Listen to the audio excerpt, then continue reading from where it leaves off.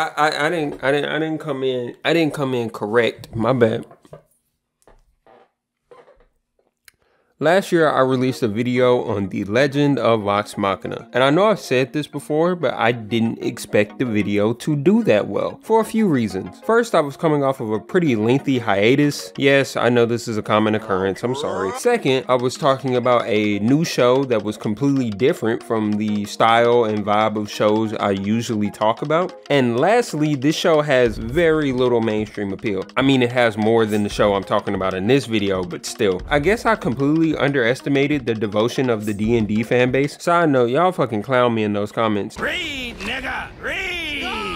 After extensive research, I now know that every character dies and comes back from bullshit. I can't wait for season 5 when Keyleth gets reanimated as a skinwalker after being decapitated by the bog beast of Bogaba. And I swear, if one of y'all come in my comments and say something similar actually happened in the campaign, I'm gonna go to your house, lick all the cream off the Oreos, and put them back in the package. Anyway, going off of the last point, Vox Machina runs on Prime ads. I mean ads, because it's all you fucking see. When you think of animation on Prime Video, you think of Invincible, and most recently Hazbin Hotel. At least Vox Machina has a strong nucleus of fans from the D&D campaign. Strong might be an understatement when we're talking about one of the most successful Kickstarter campaigns of all time. Look, the point I'm trying to make is that the second best hospital in the galaxy is very overlooked, which is a shame because it's really good. The show is focused on 2 alien surgeons, Clack and Sleech, treating the weird and off-the-wall illnesses of their patients while dealing with their own personal struggles. The most obvious comparison I can make to this show is Tuca and Birdie, with a similar main character dynamic, similar kinds of jokes, and a similar vibe of chaotically calm. The second best hospital in the galaxy is very weird, but neither the characters or the writers give any attention to it. There's this one scene between one of the other doctors and one of the main characters, Ploup, and she's introducing her 30 kids to Ploup, and all he says is 30 hellos to you, instead of questioning why the fuck she has 30 kids. In the second episode, there's this creature that radiates sexual energy, and as they lose outer layers of their body, not only does the sexual energy get stronger, but once they get to the final layer, they just explode. And the initial reaction of almost every doctor seeing this particular patient is, oh, kill it.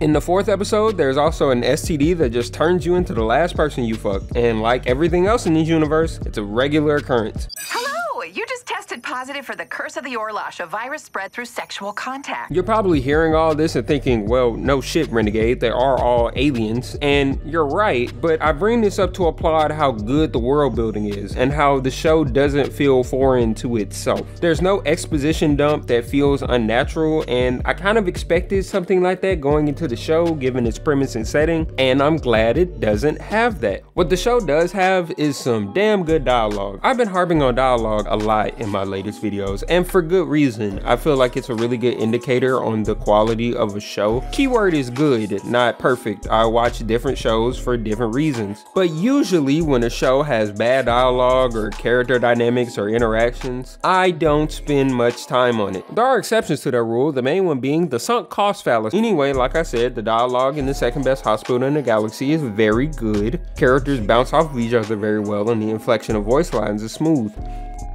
But you know what wasn't smooth? That fucking line. What am I doing? Anyway, like I said, the dialogue in the second best hospital in the galaxy is very good. Characters bounce off of each other very well, and the inflection of voice lines is smooth. The banter between characters, especially between the main ones, is colorful, and this is where most of the comedy sits. Speaking of the comedy, it's okay. There aren't a lot of knee slappers, but the characters' quick quips and the overall chaos of the show got chuckles out of me fairly consistently. The main draw of this show is its heart. For one, if you're thinking that this show is a workplace comedy where everyone is inept at their job, you'd be terribly mistaken. The doctors are shown being very proficient at their job and succeed in helping almost every patient. Even outside of their job, Clack and Sleech are shown to be intelligent and resourceful, if a bit arrogant and myopic at times. In episode 5, Sleech is actually shown failing to save a patient. Ploup says the patient's wounds were too severe, but it is implied that her ego and not wanting any help from the other doctors played a part in their death, or at least that's what she believes. Sleet's trying and failing to resuscitate the patient might be the saddest scene in the show, and it's scenes like this and the flashbacks in episode 3 that show how much both her and Clack care about their profession. I don't say this often, but I relate a lot to these characters. I relate to Clack not wanting a friends with benefits type relationship with fellow Dr. Azel. I relate to Clack not going out with new Dr. Zifa because she believes she's not ready to date. I relate to Azel criticizing Clack and Sleet's criticizing each other because it reminds me of me and my friends, how the words may come off as crass or rude, but ultimately come from a place of care and love, believing in someone and wanting them to be their best selves. At the end of the day, were the characters telling the truth about each other?